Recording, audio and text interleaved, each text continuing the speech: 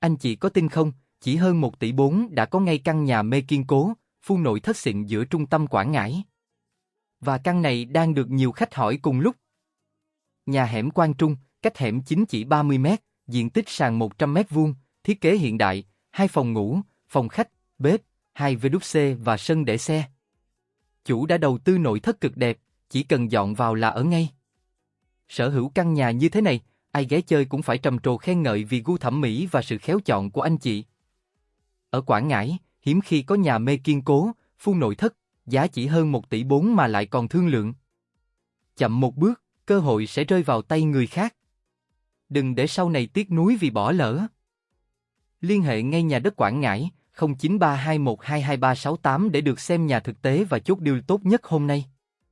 Đừng để căn nhà đẹp này thuộc về người khác trước khi anh chị kịp quyết định.